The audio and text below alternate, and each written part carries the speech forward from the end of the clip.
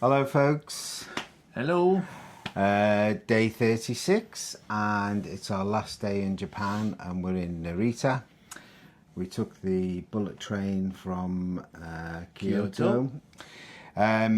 Okay, so we arrived in Narita and our first impressions were... we're like, oh my god. It's a town, frozen in the 70s. Yeah. That was the first thing Gary said, and when we started to walk into town is, oh my god, we've landed in the Japanese equivalent of Birkenhead. A bit of persistence paid off because walk another 200 metres and turn into the old town and you get an entirely different perspective. Yeah, that's the street that goes down. Goes down the hill and it's full of shops and people. But traditional buildings are very nice. Yeah. Lots of restaurants and nice shops to go to. And at the bottom of that street, you come to the big Shinsho-ji temple, which was Shinsho-ji, which means victory, what? The new victory. The new victory, which was victory on it's a victory in 1940. 940. 940, not 1940. Oh my God. Victory 9:40 in the morning. Yeah. 940, and the first temple was built here then, and it's steep, isn't it? You've got to go up a lot of steps to get to this temple. Stairs, But it opens up. You don't realise the scale of it and the amount of stuff until you get to the top of the steps. Yeah, because there are four or five different temples, 3 pagodas, all richly decorated and very colourful, I have to say, inside, with terrifying gods and everything. It's a Buddhist temple, but some of them are Shinto as well, aren't they? So they coexist, don't they? They kind of sit side by there side. are 2 different religions, apparently. So. One of the things that we did today, which I thought was the first time we've done this, but Narita has English-speaking guides who are volunteers. You don't pay for them, you can't tip them, but they are volunteers. And we got a lovely woman, didn't we? Yunka Narakawa. She was absolutely lovely. She spoke really good English. Decent English, yeah.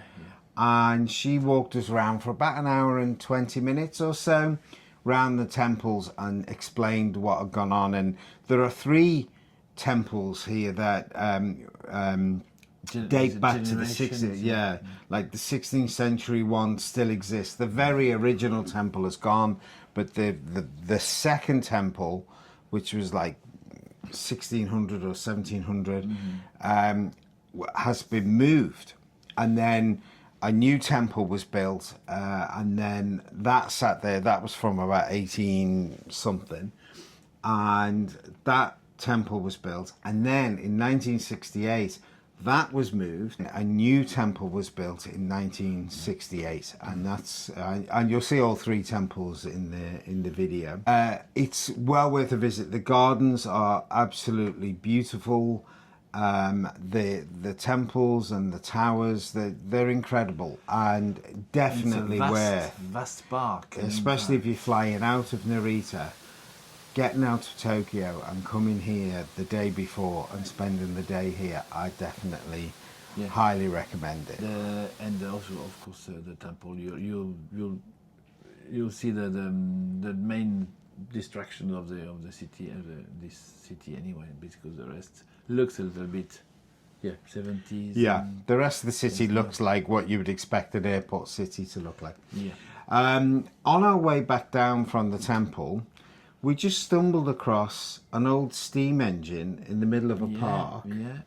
And it was built in 1941 and last ran in 1978, but apparently it's quite a well-known steam engine in Japan, and you're allowed to go on it and climb on it and have a look. Yeah, it's free access. Free access. It's in the middle of a park. And it's surrounded by the miniature. Surrounded by a miniature railway, but a 10 scale or something. Yeah. There's a railway around it. But it was a nice little park. Yeah.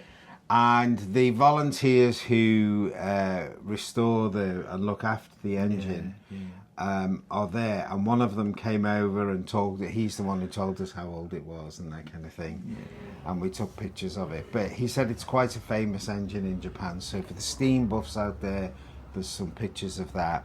But that's pretty much it from Japan. What's your overall feeling about our trip to Japan, Gilles? Oh, I loved it very much. They're so different, so many things to discover, to appreciate. The food, obviously, but also the culture, the tradition, the modernism. A few things I was surprised about. It's extremely clean everywhere, but there very rarely street bin to there's no bin. You take care of your own trash. You have to take it back to your hotel, or there's no single paper in the street. The thing that surprised me was that there weren't really any historic districts with all the things together. You had to travel. The other thing that has really surprised me was cash is king. I was surprised. Oh yeah, a lot of cash. They do take cards in place. Really, a lot of restaurants and a lot of stores just don't take cards, and you have to have cash. So that surprised me. So they drink a lot of coffee, but they haven't got a cafe culture or pub culture. It's difficult to find a place to sit down and have a beer, for example. Sort of, like early evening. We often have to eat something anyway, so suppose it could be the regulation of the alcohol. Might be a regulatory thing, but like early evening, you want to sit down, have a beer, and then maybe go for a meal later or something like that. It's quite hard to find places that you can do that. Now, some of that might be that they're just so discreet that we don't even realise that we've walked past the bar. Do you know what I mean? Like that place in in Tokyo, it was confidential as hell. You had to duck down and open the door. Open a door where there's never no window. And you would never have known that was a bar. So, been great though, hasn't it? So, marks out of 10 for Japan? Yeah, 1.5. 9.5. Wow. I'm going to give it a 9. I really loved it, and I think it's been it's so different from anything before. I think it's been an amazing trip, and we've loved it. I would not live it though. I would live in Australia, but not in Japan. It's too different. The food is too much broth and I wouldn't live it here, but that doesn't mean it's not amazing. Noodles, but it's still amazing. It's still amazing. Okay, so that's it, guys. We will. Our next adventure is in South Korea. Tomorrow is another travel day, and then we will report probably the day after tomorrow. So we'll see you then. Take care. Bye.